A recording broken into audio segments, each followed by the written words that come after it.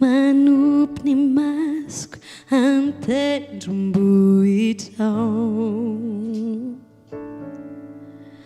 Avy aiza moa ny famonjenay,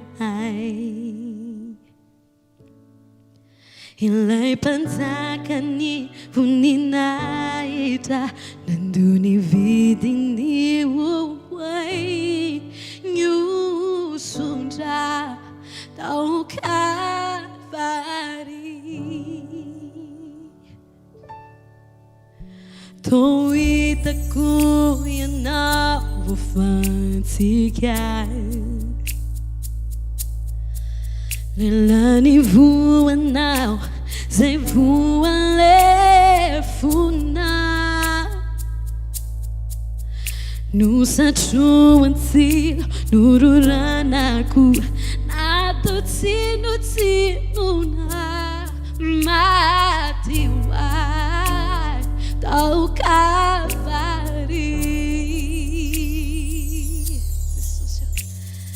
Iniranao igny lay niaretanao, ilay azo fijaligny lay mafitaminao, fa ianao irery ihany, ianao ihany no navidy zany. Lazao ihany hoe iny ranao iny lay niaretanao tompô, iny ranao iny lay niaretanao, ilay azo fijaligny lay mafitaminao, fa ianao irery ihany, ianao ihany no navidy zany.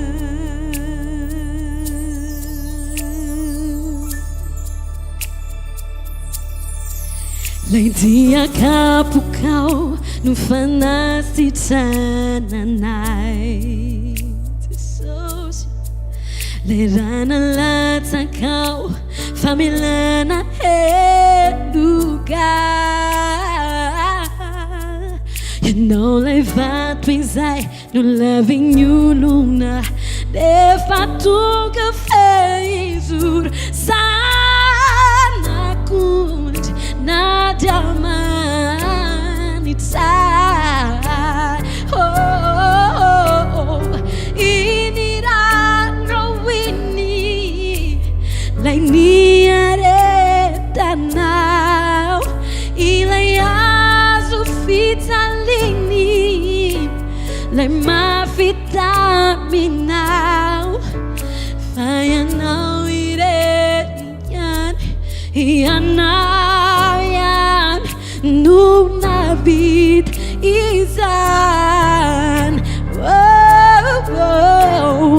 Iny ranao iny lay niaretanao, ilay azo fijaligny lay mafitaminao, fa ianao irery ihany, ianao ihany no